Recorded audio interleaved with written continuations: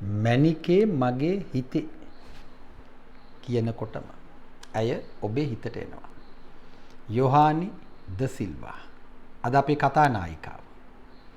ආයිබෝවන් 2021 සැප්තැම්බර් 23 වෙනිදා බ්‍රහස්පතින්දා අද නිදහස් සංවාදයේ වැඩබිමක්. වැඩබිම සංවාදයක්. සංවාදයේ යලි මැදිහත් වීමක්. මැදිහත් වීම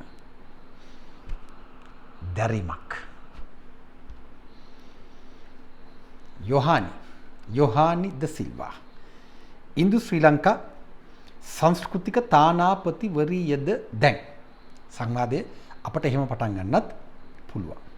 ඒ අතරම කියන්න ඕන සංවාදයේ පෙරවදන හැටියට ඇය ඊටමත් දක්ෂ ආකර්ශනීය වෘත්තීය මට්ටමේ ශිල්පිනියක්. එකම එක ගීතයකින් ඒ ගීතයත් ඇයගේ නෙවෙයි ඇය අන්තර්ජාල අවකාශයේ ආක්‍රමණය කරමින් කෝටි ගණනක මහා ජනතා බලයක් දිනා ගන්නවා. ආකර්ෂණ යලි බලයක් තමයි. ශ්‍රී ලංකාවේ අපට විතරක් නෙවෙයි බොහෝ රටවල සමාජ මාධ්‍ය ඇසුරු කරන හැමෝටම මේ අත්දැකීම අලුත් වෙනස්. ඒ ඇයි? යොහානිගේ මැනිකේ සමාජගත වන වේගයේ ප්‍රමාණය අස්වාභාවිකයි. අසාමාන්‍යයි. විශේෂයෙන්ම ඉන්දියාව පුරා ඇති වී තිබෙන බව කියන යොහානි උන්මාදය ඇත්තක් නම් එය අස්වාභාවිකයි. ඒ වගේම අසාමාන්‍යයි. මේ කතාවේ උච්චතම අවස්ථාව එළඹෙන්නේ ශ්‍රී ලංකාවේ යොහානිගේ ගීතයට ඉන්දියාවේ අමිතාබ් බච්චන් උන්මාදයෙන් නටන දර්ශන. මේ ඇත්තක්ද? ඇත්තක්මද? මේ සංවාදය ඉතාමත්ම සංකීර්ණයි, සංවේදී. ඇඟේ හයියෙන් නෙවෙයි මොළයේ සංවාදය ගොඩනගන්න ඔබට යෝජනා කරනවා. යොහානිගේ හඬ වෙනම හඬක්. හොඳ හඬ පෞරුෂයක්. මැනිකේ මගේ හිතේ ගීතේ තනුව සංගීතයේ ගායන විලාසය සියල්ල ආකර්ශනීයයි. ආයේ දෙකක් නැහැ. ඒ වුණත් ඉන්දියානු උන්මාදය ඇත්තක්ද? ඉන්දියාවෙන් අප්‍රිකානු කලාපයේ හරහා ලෝකේ පුරා පැතිරෙන බව කියන අන්තර්ජාල මැනිකේ මගේ හිතේ උන්මාදය ඇත්තක්මද? මේ බරපතල සංකීර්ණ සංවේදී ප්‍රශ්නේ මතු කරන්නේ ඇයි නිදහස් සංවාද වැඩබිමේදී? ඉන්දියාව එදා මෙදා තුර කිසිදු ආකාරයකට යලි ඔබට කියනවා කිසිදු ආකාරයකට ශ්‍රී ලංකාවේ නිෂ්පාදනයකට ඒ කියන්නේ ප්‍රොඩක්ට් එකකට සන්නාමයට බ්‍රෑන්ඩ් එකට ඉඩක් දෙන්නේ නැහැ. එදා මෙදා තුර කියනකොටම විශේෂයෙන්ම 70 80 දශක වලින් පස්සේ ඊනියා ගෝලීයකරණ සූත්‍රය හරහා ශ්‍රී ලංකාවේ වෙළඳාම විවෘත වුණාට පස්සේ ජේ.ආර්. කොන්දේසි විරහිතව අපේ රටේ වෙළඳ පොලේ දොර කවුළු විවර කරලා වරලා ඕන දෙයක් මෙහි විකුණ ගනිල්ලා කියලා කියන්න ගත්තට පස්සේ එතන සිට ජේ.ආර්. ප්‍රේමදාස ඩී.බී. චන්ද්‍රිකා එක දිගටම අපේ රට ඉන්දියාවේ ප්‍රාන්තයක් බවට පත්වෙන ඉඩෑරියා. ඒ ගැන අපි එක දිගටම කතා කරමින් ඉන්නේ. ඒ කාලය තුල චීන, ඉන්දියානු, ඇමරිකානු බහු දේශපාලන මෙහෙයුම් ක්‍රමානුකූලව ඉස්සරහට එන්න පටන් ගත්තා. ඒ ගැනත් අපි අපේ අවධානය යොමු කරමින් ඉන්නේ. මහින්ද චීනයට වැඩි ඉඩක් සහ ඉන්දියාවට අවශ්‍ය ඉඩ දීලා තවදුරටත් ගේම් එක ප්ලේ කරලා අන්තිමේදී 2015 ජනවාරි 8 රෙජීම් චේන්ජ් එක සිද්ධ වෙනවා. China One Belt One Road Indo-Pacific Black Operation. ඇති තරමට ඇති පදමට අපි මේව ගැන කතා කරනවා. ඔය කාලේ පුරා ඒ කියන්නේ 80 දශකයේ සිටම මේ දක්වාම ඉන්දියාව විවිධ උපාය මාර්ග ඔස්සේ අපේ රට ඉන්දියානු කොලනියක් බවට පත් කරගන්න උත්සාහ කරමින් ඉන්නේ. කොහොමත් ඉන්දියානු පංගු පෙලින් පෙළ කොල්ල කමින් ඉන්නේ. චීනය වෙනව, ඇමරිකාව වෙනව. අපි මේ වෙනකොට මේ මාරාන්තික භූ දේශපාලනයේ උපරිම පීඩනයට රටක් හැටියට, ජාතියක් හැටියට මුහුණ දෙමින් ඉන්නේ. Chapa on Geopolitics India මේ සංවාදයට අදාළව හැක් වුණු channelේ වීඩියෝ සටහන් යලි යලිත් ගබඩා කරනවා, අප්ලෝඩ් කරනවා, සීරුට අධ්‍යයනය කරන්න. ඉන්දියාවේ පාදඩ භූ දේශපාලනය තුල ඉන්දියාව නිරන්තරයෙන් කරමින් ඉන්නේ ශ්‍රී ලංකාවේ සියලු වෙළඳපොළ අවස්ථා අහිමි කරන එක. වෙළඳපොළ තමන්ගේ අතට ගන්න එක. ඉන්දියාව ඒ අර්ථයෙන් කොච්චර දරුණුද කියලා කිව්වොත් එක එක නම් වලින් අපේ රටත් එක්ක වෙළඳ ගිවිසුම් ගහලා අපටම මොකක් හරි ඔතල විකුණලා බාල බඩුවක් ලාභය උකහා ගන්නවා මිසක ශ්‍රී ලංකාවේ අපේ කිසිම නිෂ්පාදනයකට කිසිම නිෂ්පාදකවරයෙකුට ඉන්දියානු වෙළඳපොලේ ඉඩක් දෙන්නේ නැහැ. අපේ දේශීය ව්‍යාපාරිකයන් ගණනාවකටම මේ අමිහිරි අත්දැකීම විඳින්න සිද්ධ වුණා. ඒව ගැන ප්‍රසිද්ධ කතා තියෙනවා. ඔබට මතකනේ 2005 දී දීපා මේතා නිෂ්පාදනය කරපු ඉන්දියානු වෝටර් චිත්‍රපටය නිෂ්පාදනය කෙරුවේ ඩේවිඩ් හැමිල්ටන් ජනප්‍රිය චිත්‍රපටයක්. ඒ චිත්‍රපටයේ සමහර දර්ශන රූගත කෙරුවේ අපේ රටේ. ප්‍රධාන ඉන්දිය නළුවා ජෝන් ඒබ්‍රහම්. ඔහු සමග කරට කර රඟපාන පුංචි අපේ නිලිය සරලා කාර්යවසම්. ඉන්දියානු සිනමා වෙළඳපොළ ඇයට සැලකුවේ ඉතාමත්ම අසාධාරණ විදිහට. ඉතාමත්ම නරක විදිහට. ප්‍රාථමික විදිහට. ශ්‍රී ලංකාවේ බ්‍රෑන්ඩ් එක හැදෙන නිසා සරලාගේ නමවත් චිත්‍රපටයේ නාමාවලියට ඇතුළු නොකරන්න නිෂ්පාදකවරයෝ වග බලා ගත්තා.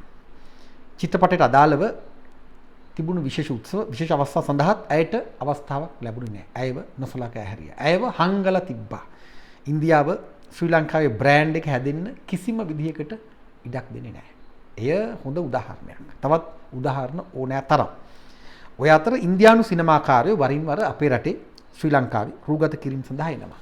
සලමන් ඛාන් අපේ රටේ ෂූට් එකක් කරනවා කිව්වහම අපිට පොඩි ගතියක් දැනෙනවා. මෙව්ව එකක්. මාර ජොලි. අපට මොනවද අන්තිමට ලැබුණේ? ඉන්දියානු සිනමාකාරයින්ගේ කැලි කසල ගොඩවල් විතරයි. රූගත කිරීම අවට සිදුවන පාරිසරික හානිය විතරමයි. ඉන්දියාව ශ්‍රී ලංකාව කොච්චර පීචන් විදිහට සලකනවද කියලා කිව්වොත් අඩුම තරමේ. රූගත කරපු ලොකේෂන් එක විදිහට ශ්‍රී ලංකාව ඉංග්‍රීසියෙන්වත් කියන්නේ නැහැ. සාමාන්‍යයෙන් ඉන්දියානු සිනමා පට තුල විවිධ රටවල විවිධ නගර වුන් යොදා ගන්නවා. ලොකේෂන්ස් හැටියට. හිතන්න ලන්ඩන් නගරේ යම් රූගත කිරීමක් කරනවා. සිනමා පටේ අදාළ රූපරාම උඩ ලන්ඩන් කියලා වැටෙනවා. රටවල් අතර එකඟතා ඇති කර ගන්නවා. සිනමාව කියන්නේ වෙළඳපොළක්. එතකොට බ්‍රෑන්ඩ් එක වැදගත්. එකිනෙකා ගිවිස ගන්නවා. ඒ සඳහා මුදල් ගනුදෙනුත් කරනවා. එහෙම තමයි රූගත කිරීම කරන්න දෙන්නේ. අපි ශ්‍රී ලංකාවේ අපට ඉන්දියානු සිනමාකාරයන්ගේ කැලි කසල විතරයි. 2010 අයිෆා ඉන්දියානු සිනමා උළෙල මතකනේ ශ්‍රී ලංකාවේ සුගතදාස ගෘහස්ත ක්‍රීඩාංගණයේදී තිබුණේ. ගෘහස්ත ක්‍රීඩාංගණය හරියට මංගල උත්සවයකට වගේ ලෑස්ති කෙරුවා. අපි පව්. අමිතාබ් බච්චන් ඔය අද යොහනිගේ මැනිකේ එක්ක නටන හාදයා මහා නළුවා එදා LTTE එන්න එපා කිව්වා කියලා උත්සවයට පොරොන්දු වෙලා ඉඳලත් ආවේ නැහැ. ප්‍රධාන අමුත්තා.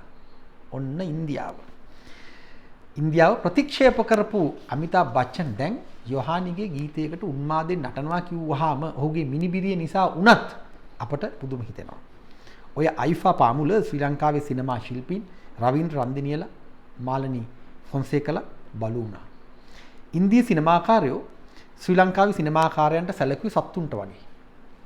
පයේ පෑගෙන දූවිලි වගේ. අපේ සිනමා ශිල්පිනියන්ට හරියට දුක හිතුණා. ඔවුන් ඒ වගේ මාධ්‍යවලට කියලා තිබුණා. මොනවා කරන්නද? අපේ සල්ලි වලින් අපිම ගුටි කෑවා. 2009 යුද්ධය අවසන් වීමට අදාළව රටේ ප්‍රතිරූපය වර්ධනය කරගන්න ඉන්දියාවේ ප්‍රමුඛ සිනමා උළෙලක් අයිෆා ශ්‍රී ලංකාවේ පැවැත්වීම මාකටිං වැඩක් කියලත් කෙනෙකුට කියන්න පුළුවන්. ওই සම්බන්ධයෙන් එක්තරා ග්‍රන්ථයක කොටසක් මටත් ලියන්න සිද්ධ වුණා. මේ මොහොතේ ග්‍රන්ථය මගේ ළඟ නැහැ. මගේ යෝජනාවත් එය යුද්ධයේ පැත්තෙන් බලනකොට රටට යම් වාසියක් ලබා දුන්නා වුණත් දැවැන්ත ආර්ථික හානියකට හේතු වුණා. ඒ තමයි ඇත්ත. ඒ වුණත් අන්තිමට ශ්‍රී ලංකාවට සිද්ධ වුණේ රුපියල් මිලියන බිලියන ගණනක පාඩුවක් විඳින්න විතරමයි කියලා ඒ ඉතිහාසයේ කියවන කෙනෙකුට අනිවාර්යෙන්ම වටහා ගන්න සිද්ධ වෙනවා. ශ්‍රී ලංකාවේ බ්‍රෑන්ඩ් එක ප්‍රවර්ධනය කරන විදිහට අඩුතරම අයිෆා ඉන්දියානු වෙළඳපොළ තුල ප්‍රදර්ශනය කරනවත් නැහැ. රූපවාහිනී නාලිකා හරහා. කොටින්ම එදා ශ්‍රී ලංකාව අයිෆා සමග බ්‍රෑන්ඩ් වෙන්න නිවුස් එකක් බවට පත් වෙන ඉන්දියාව ඉඩ දුන්නේ නැහැ. ඉන්දියාව ඊටම කුහක ප්‍රතිපත්තියක් තමයි අනුගමනය කරන්නේ සාමාන්‍යයෙන් ඒ සම්බන්ධයෙන්. ඔය කුහක දරුණු ඉන්දියානු මුදලාලි ශ්‍රී ලංකාව බ්‍රෑන්ඩ් එකක් ශ්‍රී ලංකාව බ්‍රෑන්ඩ් වෙන්න ඇරලා ශ්‍රී ලංකාවේ බ්‍රෑන්ඩ් එකක් හැටියට යොහානිද සිල්වා ඉදිරියට ගනී කියලා විශ්වාස කරන්න පුළුවන්. එහෙම ගන්නවා නම් ඒ මොකෝ බරපතල ප්‍රශ්නයක්. අපි ප්‍රශ්නේ වටහා ගන්න උත්සාහ කරමු. ජැක්ලින් ෆර්නෑන්ඩස් පූජා උමාශංකර් අපේ ආදරණීය ශිල්පිනියන් දෙදෙනෙක් අපේ කිව්වට අපේ නෙවෙයි අපේ වගේ කියලා අපි හිතාගෙන ඉන්නවා. දෙන්නාම දෙවිදිහකට ශ්‍රී ලංකාවට ඉන්දියාවට සම්බන්ධයි. දක්ෂ ආකර්ෂණීය ශිල්පිනියන්. ඔවුන් ශ්‍රී ලංකාවෙන් ලබාගත් අවස්ථා සියල්ල වාසි වුණේ අන්තිමට ඉන්දියාවට. අපට ලැබිච්ච දෙයක් නැහැ.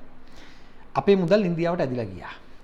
ඔවුන් ශ්‍රී ලංකාවේ බ්‍රෑන්ඩ් එක ඉන්දියාවේ ගැහුවේ නැහැ. ඉන්දියාවේ බ්‍රෑන්ඩ් එක අපේ පිටේ ගැහුවා ශ්‍රී ලංකාවේ. අපි කට අරගෙන ඔවුන් විඳිනවා. මාරයි කියලා අපට හිතෙනවා. ජැක්ලින් අපේ රටේ ඉන්දියානු කෑම කඩක් දාලා අපේ සල්ලි ඉන්දියාවට අදිනවා. ඔවුන් දක්ෂයි, ව්‍යාපාරිකයෝ. අපි වගේ නෙමෙයි. අපි උඩ බලාගෙන අහසේ කාක්කු ගනිනවා. ප්‍රශ්නේ එයම නෙමෙයි. ඔය ආත්මාර්ථකාමී ඉන්දියාව යොහානි ද සිල්වා ශ්‍රී ලාංකික නමක් සමග බ්‍රෑන්ඩ් වෙන්න ඉඩ දෙයිද? ඊටමත්ම සැකමුසු ප්‍රශ්නයක්. අපේ සිනමාව එදා ලෙස්ටර් ජේම්ස් පීරිස්ලා හරහා රේඛාවෙන් පටන් අරගෙන ඉන්දියානු රසායනාගාර අභිබවා ඉන්දියානු රසායනාගාර අධිකාරිය අභිබවා අපේම වෙළඳ පොලක් බවට පත් කෙරුවා. ඒ සිනමාව අදකෝ ඒ සිනමාව පස්සේ කාලෙක NGO කාර්යෝ එකට එකතු වෙලා විනාශ කරලා දැම්මා. රටට එරෙහි නිර්මාණ බවට පත් කෙරුවා. අශෝක හඳගමල චින්තන ධර්මදාසල දෙවිදිහකට ඒ වැඩේ කෙරුවා.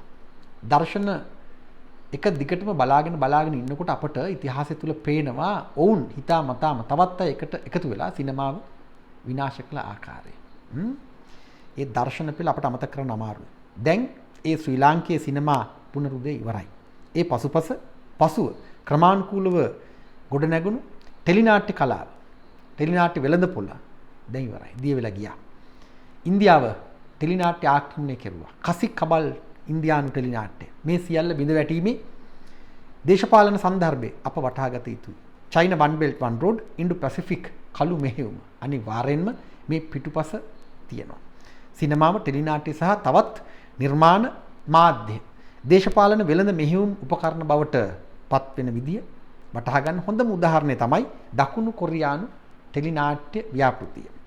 හිටිවනම අපේ රටට දකුණු කොරියානු ටෙලිනාට්‍ය පාත් වුණා. ගුජම්පියෝ රටට ඇතුළු වුණා. හේතුව අපේ මිනිස් ශ්‍රමය තරුණ ජවය දකුණු කොරියානු වැඩබිම් වලට ඕන වුණා. ඒ සඳහා ශ්‍රී ලාංකේය ජන මනස මනෝභාවය සකස් කරන්න තමයි ටෙලිනාට්‍ය යොදාගත්තේ. ගුජම්පියෝ හැමතැනම අපේ වුවොත් දකුණු කොරියානු වගේ වුණා. ඊට පස්සේ කොල්ල විශාල ප්‍රමාණයක් එහි ගියා. උන් තාම වැඩ සමහරු ආව තවත් අය යන්න බලාගෙන ඉන්නවා. දැන් මේ ප්‍රොජෙක්ට් එක ඉවර වෙගෙන යන්නේ. ඉතින් අපේ අයට යන්න විදිහක් නැහැ. අපි ඉතින් කුලල් කකා බලාගෙන ඉන්නවා දකුණු කොරියාවට යන්න පුළුවන්ද කියලා. අපි ඒ කොල්ලෝ ගැනත් කතා කරනවා. ඉන්දියානු ටෙලිනාට්‍ය අන්තිමට පවුල් ආරවුල් නිර්මාණය කරන ප්‍රොජෙක්ට් එකක් බවට පත් වුණා. මාක්ස් එංගල්ස් පවුල පුද්ගලික දේපොළ ක්‍රමයේ රාජ්‍ය අතර සම්බන්ධතාව පැහැදිලි කෙරුවා. එහෙමනම් රාජ්‍ය බිඳින්න පවුල බිඳින්න ඕනේ. ඉන්දියානු කළු මෙහෙයුම එයයි. ඔබ වටහා ගන්න.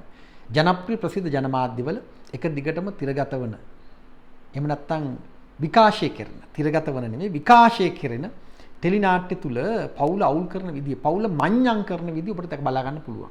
ගෙවල් වල විශේෂයෙන්ම කාන්තාව ගෘහණියෝ කට අරගෙන ඉව දිහා බලාගෙන ඉන්නවා. පවුල විනාශ කරාම රාජ්‍ය බිඳ වැටෙනවා. සංස්කෘතික සංහාරයක් ඒ හරහා සිද්ධ වෙනවා.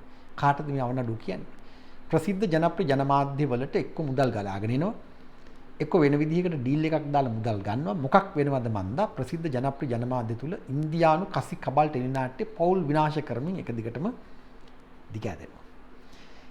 මේ බහු දේශපාලනයේ තුල මේ බහු දේශපාලන සන්දර්භයේ තුල යොහානි you must be very careful. You will become a victim of the history, victim of the system. ඒ නිසායි අපි මේ ගැන එක දිගටම කතා කරන්නේ. ඉන්දියාව ඔබව ග්‍රහණයට ගන්න හදන්නේ ඇයි කියලා පුළුල්ව හිතන්න එහෙම දෙයක් සිද්ධ වෙනවා නම් ඔබ උගත් බුද්ධිමත් කෙනෙක්. ඔබේ පියා රට වෙනුවෙන් කැපවීම කරපු අවංක ප්‍රකට හමුදා නිලධාරියෙක්. වැඩේ කියන්නේ පාඨලි චම්පික රණවක ඔහු ගැන ඇහැ ගහගෙන ඉන්නේ. ඔහු සමග යම් සම්බන්ධතාවක් තියෙනවා. 43 වෙනි සේනාංකයට ඔහුව සහ ඔබව එකතු කරගන්න සලසුමක් හැදෙනවාද දන්නෙත් නෑ. එය ඉන්දියාව පැත්තෙන් මෙහෙ වෙනවාද දන්නෙත් නෑ. ගෝඨා වෙනුවට ඊළඟ ගෝඨා වෙනුවට පාඨලි චම්පික තෝරගන්න. අපි දන්නේ නෑ. nothing is predictable. ඕනෑම දෙයක් වෙන්න පුළුවන්. ඒ නිසා සියල්ල ගැන විමසිල්ලෙන් මේ සාමාන්‍ය තත්වයක් නෙමෙයි. ඊටමත්ම අස්වාභාවික තත්වයක්. අසාමාන්‍ය තත්වයක්. තව එක කතාවක් ඔබට කියන්න ඕන. කම්මැලි නැතුව අහගෙන ඉන්න. ඔබට මතකද සුරේනිද මෙල් කියන දක්ෂ ආකර්ශනීය අර නටනටා ගීත ගායන ශිල්පිනියගේ ගීතයක් එකපාරටම මැලේසියාවේ හිට් වෙනවා. ඊට පස්සේ දෙරණ ස්වර්ණවාහිනිය ඇයව කැඳවාගෙන වැඩසටහන් පෙළක්ම කරනවා. ජනමාධ්‍ය කතා කරන්න පටන් ගන්නවා ඇය ගැන. හිට් වෙනවා සුරේනිව. ඔය වෙනකොට මම හිරු සලකුණට යන්න පටන් අරන් මුල්ම දවස් වැඩේ කියන්නේ හිරු සලකුණ නිෂ්පාදනය කරන නිෂ්පාදකවරයා අපේ සහෘදයා TNL නාලිකාවේදී තමයි මට 2001 දී පමණ ඔහු මුණ ගැහෙන්නේ. ඔහු දැන් ඉන්නේ හිරු නාලිකාවේ. ක්‍රිෂාන්ත ද සිල්වා. ඔහුගේ ආදරණීය බිරිඳ තමයි සුරේනි. මම සිදුවීම් එකිනෙක සංසන්දනය කරමින් වටහා ගත්තා. සුදේ වැද්දා රංගන ඇද්දා. ඊට පස්සේ සලකුණ වටන්න ඕන නම් ක්‍රිෂාන්ත අදින්න ඕනේ. ක්‍රිෂාන්ත එතනින් අදින්න විතැන් කරන්න තමයි සුරේනිගේ මැලේසියන් කතාව එළියට ආවේ කියලා මම අනුමාන කෙරුවා. මම ඒ ගැන ක්‍රිෂාන්තටත් කිව්වා. ඔහු ඊට කැමති වුණේ නැතුව ඇති සමහර විට. අය දක්ෂ නිසා ඇයට නිසිතන ලැබුණා කියලා ඔහු හිතන්නේ ඇති. ඇත්තටම ඇය දක්ෂ තමයි. ඊටමත් ආකර්ශනීය ගායිකාවක්, නර්තන ශිල්පිනියක්. ඒ වුණාට යම් සිදුවීමක් එතන අනිවාර්යයෙන්ම තියෙන වගේ මම තවම විශ්වාස කරනවා. ඒ පට්ට ගේම් එකක් කියලා මම හිතනවා. ඒ හිතන එක සංස්කරණය කරන්නත් ඕන නම් පුළුවන් ඉදිරි තත්ත්වයන් තුල. මම හිරු සලකුණෙන් කැමැත්තෙන් බැහැලා ආවත් මගේ මේ යෝජනාව තවම වළංගුයි. සුදේව රංගන හිරුවකින් අදින්න ගෝඨා පාලනයේ න්‍යාය පත්‍රයක් ක්‍රියාත්මක වුණා. ඒ සාමාන්‍ය සිද්ධියක් නෙවෙයි. ස්වර්ණ වාහිනිය අලි රාජාගෙන් රාජපක්ෂ පවුලට ගන්න හදනවා. ඒක ගත්තා. මේ කිසිවක් අපි දන්නේ නැහැ. සුදේව දැන් ඉන්නේ ජනාධිපති ගෝඨා සමග. මේ සියල්ල අහඹු සිදුවීම් හැටියට අපිට වටහා ගන්න බෑ.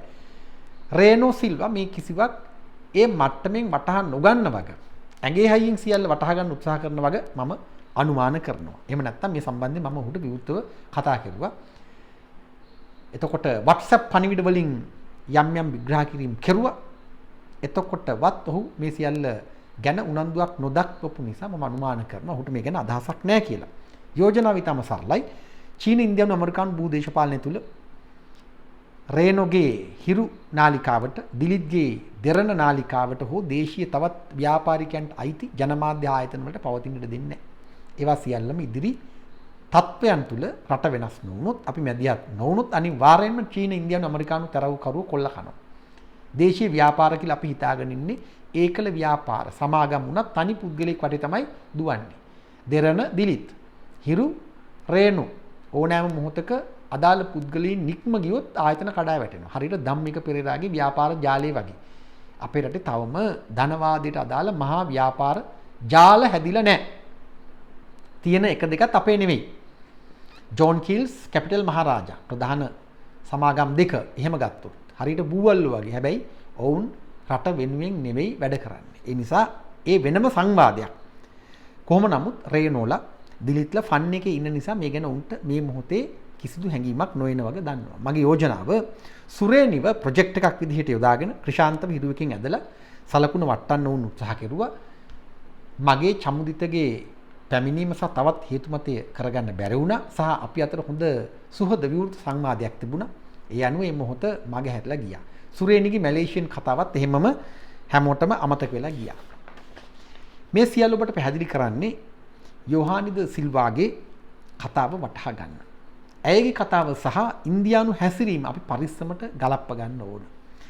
අපි දැන් බලමු ඇය සංස්කෘතික තානාපති කෙනෙක්, කල්චරල් ඇම්බැසඩර් කෙනෙක් කියලා හඳුන්වන්න ඉන්දියාව තීරණයක් අරගෙන තියෙනවාද? එහෙම තියෙනවා නම් ඒ මොන වගේ තනතුරක්ද? ඇයට ලැබෙන්නේ මොනවද? රටට ලැබෙන්නේ මොනවද? ඉන්දියාව ලබා ගන්න හදන්නේ මොනවද? ආදි වශයෙන් ප්‍රශ්න වලක් අපට තියෙනවා. සැප්තැම්බර් 18 වැනිදා උන්ගේ ට්විටර් ගිණුමේ මෙහෙම සඳහන් වෙනවා. A proud moment as the newest cultural ambassador, Yohani is feted by national TV networks in India, and why not with more than 110 million YouTube viewers. Her Manike Mage has captured millions of Indian hearts from celebrities to common people. මේ කතාව අනුව ඉන්දියාව ඇයව අගය කරනවා. ඇයව ඉන්දියානු television නාලිකාවලට කැඳවීම ඔවුන් පිළිගන්නවා and why not කියලා අහනවා මිලියන 110 පන්නලා YouTube රසික රසිකාවිය ණයව ග්‍රහණය කරගෙන තියෙන බව කියනවා. ඒ අනුව ඉන්දියානු හදවත් දිනාගත් අයට ඉන්දියාවේ රූපවාහිනී නාලිකාවල ඉඩ ලැබෙන බව පෙන්වනවා. ඒත් එක්කම මේ New West කියන වචනයෙන් වුන් අදහස් කරන්නේ produced නැත්නම් introduced කියන අදහස. එසේ හඳුන්වා දෙන ලද මොන විදිහටද කෙසේද cultural ambassador. එය නිල තත්වයක් නෙවෙයි. නිල යෙදුමුකුත් නෙවෙයි. එහෙම තනතුරකුත් නැහැ. ඒ එක්තරා ආකාරයක නිර්මාණශීලී ඇන්දවීමක්ද කියලාත් හිතෙනවා. සමහර විට ඇයට යම් එවැනි පදවියක් ලැබිලා නම් අපි ඒ ගැන ඉදිරියේදී කතා කරමු. අපේ සමහර ජනමාධ්‍ය වගේම සමාජ මාධ්‍ය පසුපසු දුවන විදිය ගැන අපට ඇත්තටම කනගාටු හිතෙනවා. එහෙම හදිසි වෙන්න එපා. මේ සියල්ල අධ්‍යයනය කරන්න අපි යෝජනා කරනවා. කෙනෙකුට නිකන් කියන්න පුළුවන් අර සිනමා සක්විති ගාමිණී ෆොන්සේකා, සිනමා රජන මාල්නි ෆොන්සේකා කිව්වා වගේ කෙනෙකුට සංස්කෘතික තානාපති වරිය කියලා ඕනනම් කියන්න පුළුවන්. හැබැයි නිල වටිනාකමක් ඒ යෙදුම් වල නැහැ. ප්‍රශ්නේ නෙවෙයි. මෙවැනි ට්විටර් පණිවිඩයක් ඉන්දියානු මහ කොමසාරිස් කාර්යාලය ගෝපාල් බාග්ලේලා නිකුත් කරන්න තියෙන හේතුව, බලපාන හේතුව. ඒ කියන්නේ තමයි අපි කතා කරන්න ඕනි. යොහානි විමසිල්ලෙන් අනිවාර්යෙන්ම මේ සියල්ල දෙස බලනු ඇතැයි අපි අනුමාන කරනවා, අපේක්ෂා කරනවා, යෝජනා කරනවා. අපි දිගින් දිගටම ශ්‍රී ලංකාවට එරෙහි ඉන්දියානු බහු දේශපාලන කළු මෙහෙයුම් ගැන, මනෝවිද්‍යාත්මක මෙහෙයුම් ගැන උනන්දුවෙන් කතා කරමින් ඉන්නේ. ශ්‍රී ලංකාවේ ඉන්දියානු මහ කොමසාරිස් ගෝපාල් බාග්ලේ පුංචි ශරීරයක් තිබුණාට මහා මොළයක් තියෙන දැවැන්තෙක්. අලයක් නෙමෙයි මොළයක්. ශ්‍රී ලාංකික සිංහල බෞද්ධ ජනතාව අන්දවන්න තමන්ගේ වෙබ් අඩවිය පුරාම තියෙන්නේ බුදු ගුණ, බුද්ධ රූප, බෞද්ධ කොඩි. ඒ අනුව මිනිස්සු අන්දලා සිංහල බෞද්ධ මහා ජනපදනම තමන්ට නතු කරගන්න පුළුවන් කියලා බාග්ලේලා කල්පනා කරනවා. ප්‍රශ්නයක්. ශ්‍රී ලාංකේය සිනමාවට සිද්ධාර්ථ කුමාරයාව ඇතුළත් කරලා ශ්‍රී ලාංකේය සිනමාවට හින්දි නළු නිලියෝ ගෙනත් දාලා බුදුන් වහන්සේ ගැන කතා හදන්න පොළඹවල අනිත් පැත්තෙන් කතාවක් නිර්මාණය කරන රට ඇතුලේ සිද්ධාර්ථ කුමාරයා ඉපදුනේ ශ්‍රී ලංකාවේ කියලා. කතා දෙකක් ගොඩනගලා අවසානයේ ඒ ඉවර කරන්නේ මැදගොඩ අබේතිස්ස හාමුදුරුවන්ගේ මාලිමාව අතරින් එන ත්‍රිපිටක පනත් කෙටුම්පතින්. මේ මහා කතාවට ඉන්දියාව සම්බන්ධයි. එතකොට සිද්ධාර්ථ කුමාරයාව බුදුන් වහන්සේව තොරම්බල් කරමින් මෙහෙයුම් උපකරණයක් විදිහට පාවිච්චි කරමින් ගෝපාල් බාග්ලේලා නටන නැටුම ගැන අපි අවධානයෙන් බලාගෙන ඉන්නවා. මිලින්ද මොරගොඩ පාත්ෆයින්ඩර් ඉත්තා ගෝපාල් බාග්ලේ මෙහි මිලින්ද මොරගොඩ එහි දෙබානම එකතු වෙලා, දෙබාන නෙමෙයි බානම එකතු වෙලා රටට එරෙහිව වැඩ කරන බව අපි දන්නවා. යොහානිගේ කතාව කියව ගන්න වෙන්නේ මේ මැද්දෙන් තමයි. දැන් මේ සියල්ල මැද්දේ අපි කොහොමද අනාගතයට මුහුණ දෙන්නේ? අපි යොහානිට යෝජනා කරනවා කරුණා කරලා කල්පනාවෙන් බලාගෙන ඉන්න. ඕනෑම දෙයක් වෙන්න පුළුවන්. අපි ඔබට සුබ පතනවා මේ රටේ මහ ජනතාව හැටියට. ඔබ දක්ෂ ආකර්ෂණීය ශිල්පිනියක්, උගත් බුද්ධිමත් කෙනෙක්. ඒ නිසාම ඔබට මේ සියල්ල වටහා ගන්න පුළුවන්. කෙලින් ඇවිදගෙන යන්න, නිර්මාණ කරන්න, නිර්මාණ හරහා ලෝකේ දිනාගන්න. ඒ වෙන කතාවක්. හැබැයි ඉන්දියාවට පාවිච්චි වෙන්න එපා. ඉන්දියාව මොනවද කරන්න කියලා බලාගෙනින් අපි ඔබ සමග හිට ගන්නවා. ඔබ මම අපි මේ රටේ මහා ජනතාව අවසානයේදී පෙනී සිටිය යුත්තේ අපේ මව්බිම වෙනුවෙන්.